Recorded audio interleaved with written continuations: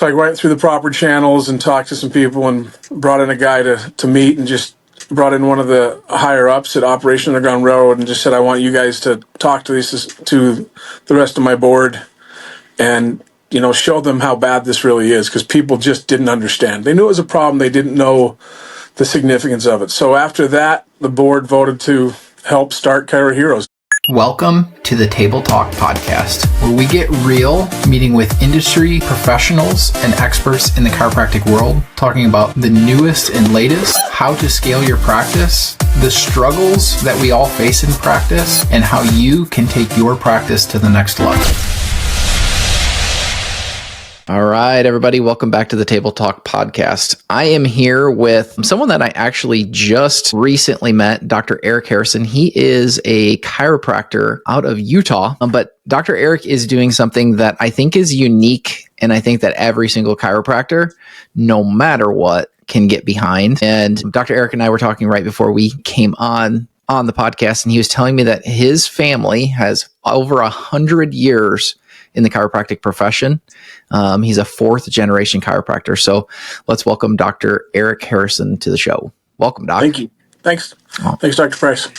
Yeah. So Doc, we got connected through one of my dear friends here in the state of Illinois, Dr. Brant Holsabus. And because of some of the things that you guys are doing, and specifically that you've spearheaded in helping trafficking victims through your group, Cairo Heroes. So, I think that there's probably going to be some heavy stuff, that we talk about along with this. From your perspective, how did you get into chiropractic, but also how did you get into what it is that you guys are working on in the project that you guys are doing right now? Awesome. Thank you. You know what? Getting into chiropractic for me, it was just one of those things, man. As a kid, seeing my dad, having patients come to the house on off hours, seeing him work on them, seeing all the work he did, getting people healthy. I knew at a very young age of, this is what I'm going to do. In fact, I wrote a paper in the 7th grade that said, this is what I'm going to do. And I did it, and I love it. I love every minute of it. Chiropractic is just something that I love to serve and help others, and it just fits right into that mentality. But I remember my dad would have patients come to the house, and they'd look at me and say, Eric, you got to do this. And I'm like, yep, I'm doing it. I knew from a young age, and it's just something that just fits right into who I am and what I love to do and love to be. We, as far as Cairo Heroes goes, we started Cairo Heroes back in 2020. For a long time, I heard about and knew about sex trafficking and human trafficking, and I was just a donor for a local group here called Operation Underground Railroad that was going in and freeing women and children and doing a lot of really good, and I kept feeling drawn to that, feeling like I needed to be a part of that. And so for a couple of years, I was a donator there. In fact, even one year I did a event in my office. I just told my patients, I said, this is what we're going to do. Everybody's going to come in, pay $25 for an adjustment. I'll match every donation you do on that day. And we sent it all into Operation Underground Railroad. So that's cool. That was like the first thing I did. It was actually kind of my daughter's idea, and we did that, and it was great. My patients absolutely loved it. They were thrilled with the idea, had a lot of support. So the following years, I'm thinking like, okay, I want to do this again. I want this to be a yearly event in my office.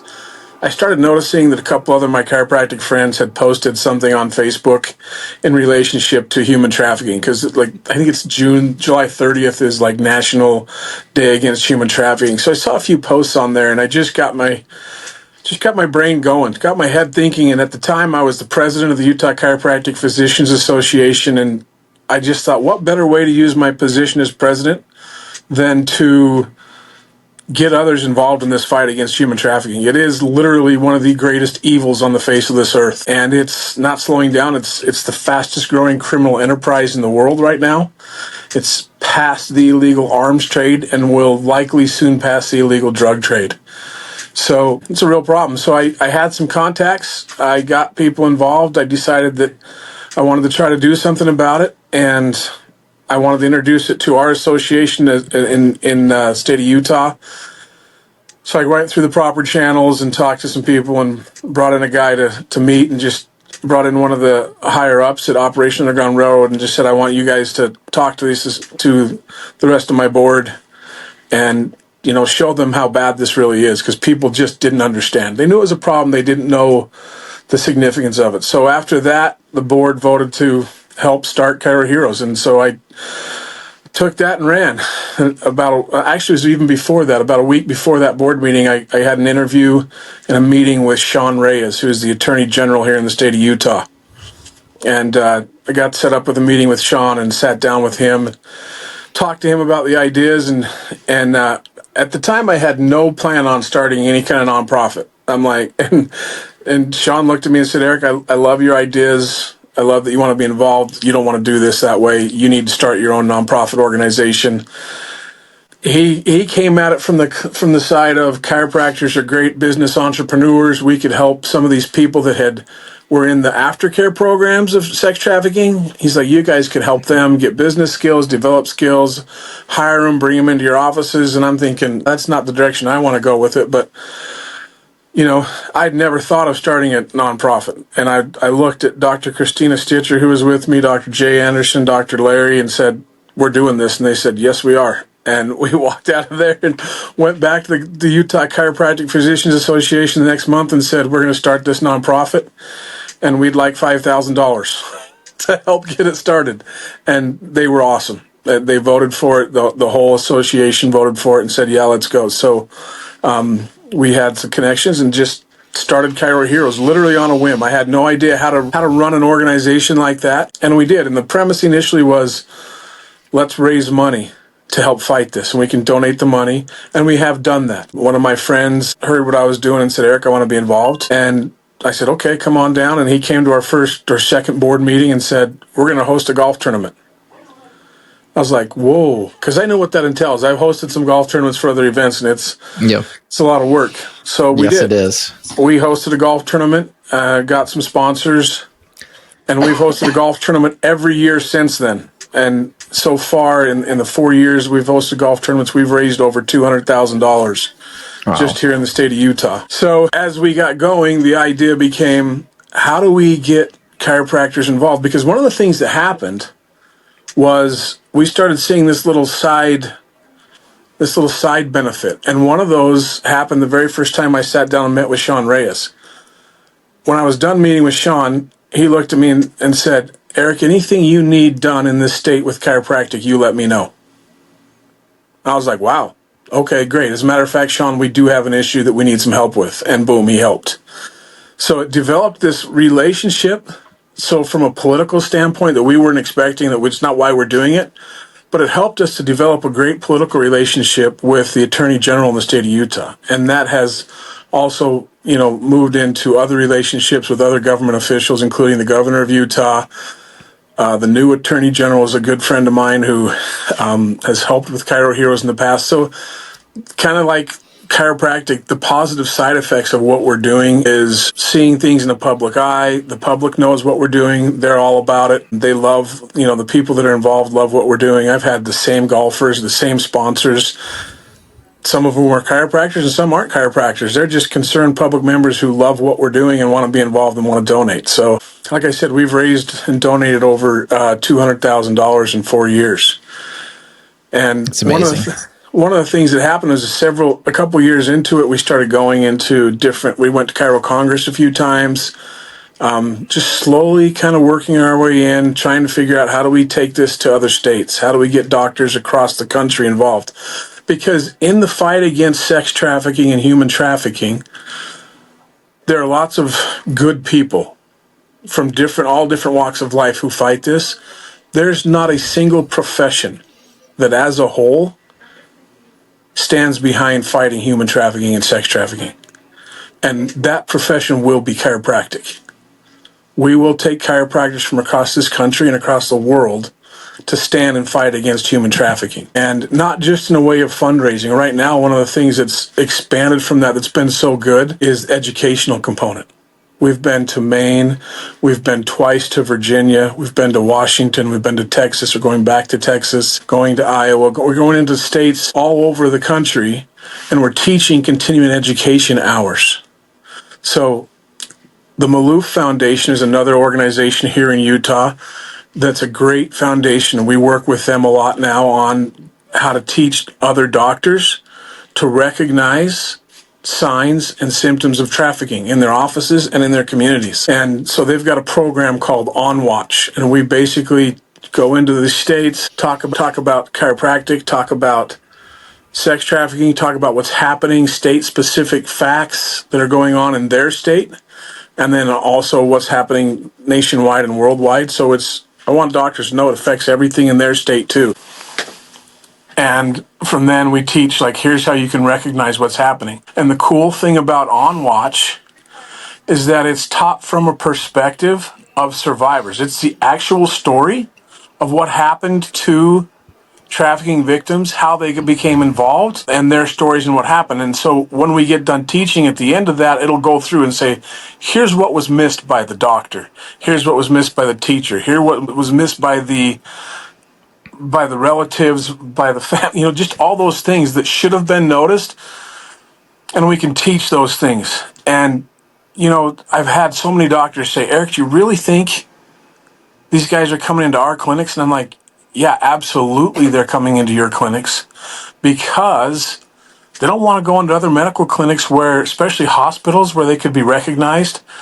And here's a stat that I pulled up as I was doing my research for Texas. 73% of trafficking victims during their time of being trafficked are taken into a medical office, some type of medical office or another.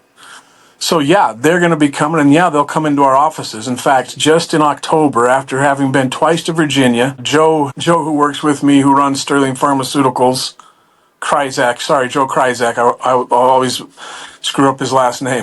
I probably still don't say it right, but Joe's a part of my organization. He's our president, and he's been a huge success, but he sells CBD creams and oils, and he's always at a lot of the chiropractic seminars. So he was at a seminar. His wife was there running his booth at the Virginia seminar. And one of the doctors came up to her and said, hey, I want you to know, I was listening to Dr. Harrison and your husband Joe teach at the last seminar, and I was able to recognize that one of my patients was being trafficked. And I turned her in, got her freed, and got her put in a home, and she's safe now. So when people come and go, is this really happening? Yeah, it's really happening. And does this really matter? Yeah, it really matters, because that guy saved a life. He literally saved that girl's life because of the education that he got. So for me, that was a huge, I was always worried about how do we raise money and donate more money to fight this. And it kind of hit me like, I need to change gears, and this is more about the educational component. We still want to raise the money because we got to have it.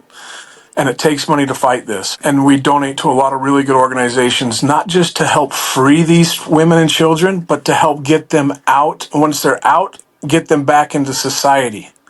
So we work with a lot of aftercare programs. We actually donated and started a scholarship fund within Operation Underground Railroad for women who have been freed from trafficking that can now get an education when they get out. So we started that fund within Operation Underground Railroad the very first year. So starting scholarship funds, we've helped build homes that house girls ages 11 to 18 that have been freed from sex trafficking. So the money's very important, and raising money is very important to us, but so is that educational component where we can get down and train doctors how to recognize what's happening in their offices and in their communities around them. And so the money that you got, so I heard you say, you guys support different organizations. And so the money that you guys do raise, so can you give me an example of so on the helping free them side, what they're doing with that money versus, after they've, these people have been freed from the trafficking side, what that money gets used for, in the day in and day out sense. So when we make a donation to a group, they basically can use it however they want. We can earmark it for certain, like with Operation Underground Railroad, the very first year after we hosted our golf tournament, we donated $40,000 to those guys, and $40,000 of that was to their general fund, and $20,000 of that was to however they wanted to use it, and the other $20,000 we earmarked specifically for the scholarship program that we helped them start. So outside of that, they use that how they want. And some of that gets used for their jump team, which goes into other countries and actually is involved in freeing women and children. And some of that is used in just their day-to-day operations and their aftercare programs. So That's there with the Maloof Foundation. When I got involved with them, they wanted to also, interestingly enough, started a scholarship foundation. They funded 30 full ride scholarships at Southern Utah University that any trafficking survivor can take advantage of. And so we were trying to join with theirs and add to theirs to go into some of the smaller trade schools. And they said, Eric, we love that idea and we want to do that. But right now we're building a home to help survivors, a place for survivors to go to. So we actually donated $25,000 the first year to those guys and helped them build that home. But once they get it, I don't know exactly where it goes. It's not, I just leave it to them. I trust these organizations. That's one of the things that when I did sit down with Sean Reyes, the Attorney General, he'd already, he gave a list. He said, you got to be careful about where you're at, because some nonprofits aren't true nonprofits. A good nonprofit if they run. So Operation Underground Railroad was running 85-15. That means 85% of your money donated was going to the cause. 15% was covering their costs. Maloof Foundation runs even higher than that because a lot of that money is donated. And we at Cairo Heroes all of our money goes to the cause. None of us are paid. I don't have any paid employees. We all volunteer our time. We recently got $10,000 in donations from NCMIC, came on board and gave us a $5,000 donation. And Ty, the compliance guy, if you guys know Ty Talcott, who does compliance, Ty gave us a $5,000 match. So anybody who donates any money for the next year or however long he said it takes to match that $5,000 at seminars as we're going through and teach, he matches it. So those funds and donations cover any costs we have. And now when I go into states, the states are paying for me to come in. They don't pay me, but they make a donation to Cairo Heroes. They cover our costs to come in there. And so we can use the money that we raise at our golf tournaments, the money that doctors donate, to go against the fight. And so obviously I know that you guys are very active in the Utah area. Where else do you see a lot of membership coming from if people want to have you out and they want to have you come speak and teach these things? How does that process work? So we've been into, I was just in 2 months ago in November at Cairo Congress. So we got in with the heads of all the states there, and they asked us to come in. They involve us. So I'm going to Texas in 2 months to teach there. I'm going to Nebraska in 2 months to teach there. And that's just with the chiropractic associations in those states. We have another group of Cairo Heroes that's currently started and running in Virginia. And Dr. Camille D'Amato was heading that up for us there. They're actually going to host a golf tournament in May.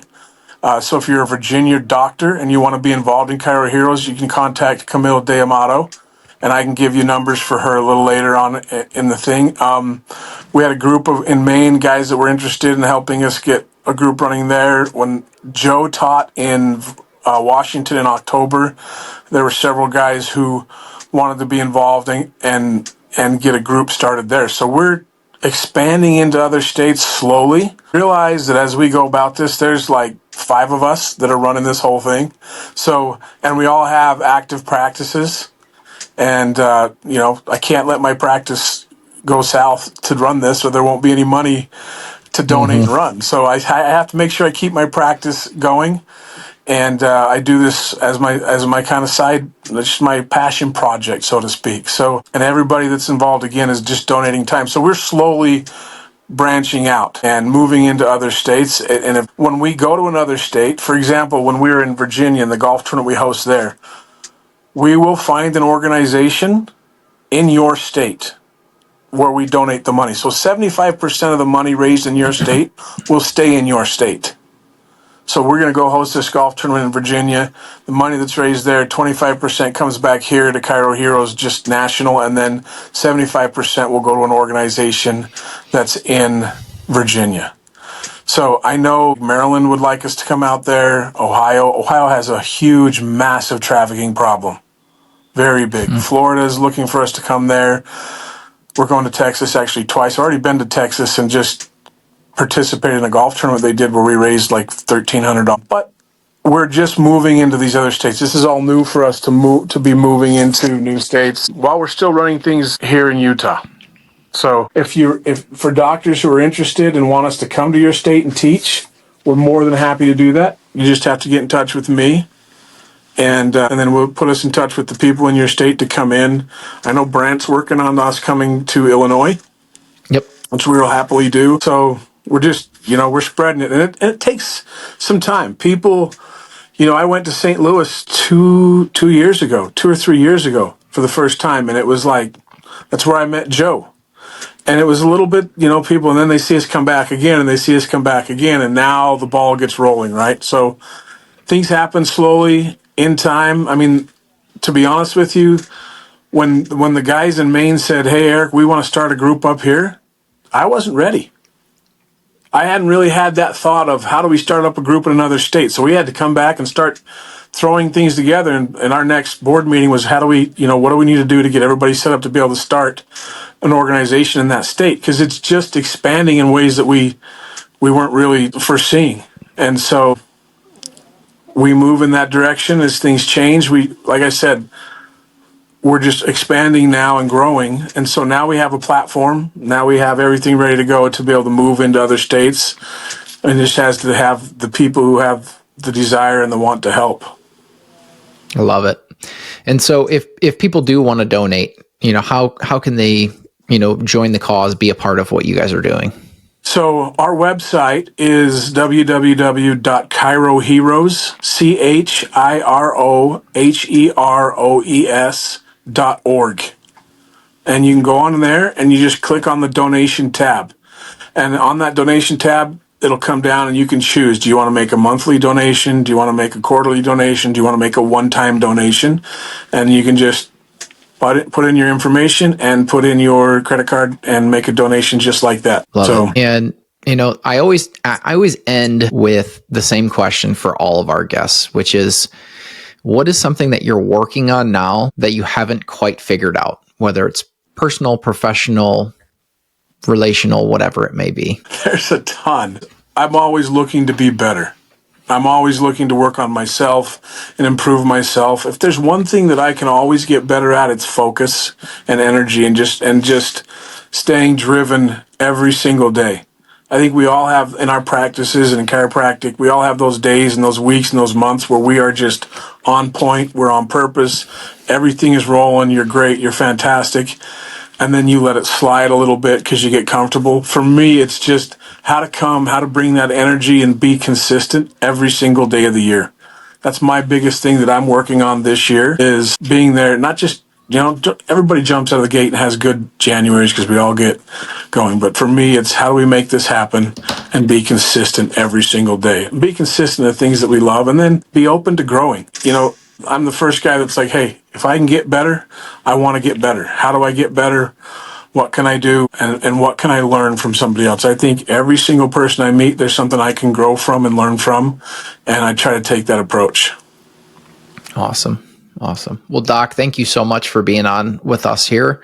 And for you guys listening out there, make sure that you go and support this organization and what they're doing. Check out their website. And if you are interested in having them out to your state association, make sure you're talking with your presidents and vice presidents. Those people are always looking for new and unique things to be able to bring to those events. And is a great opportunity to serve the chiropractic profession, to serve these people who have gone through horrendous things. So, Doc, Thank you for what you do. We appreciate you, and we'll see you guys next time. If you enjoyed this episode of Table Talk, a chiropractic podcast, make sure that you subscribe and check out the links below to our free Facebook group with chiropractic marketing secrets, our free resource guides, and the links to all of the guests that we have here on the show and ways to be able to connect with them.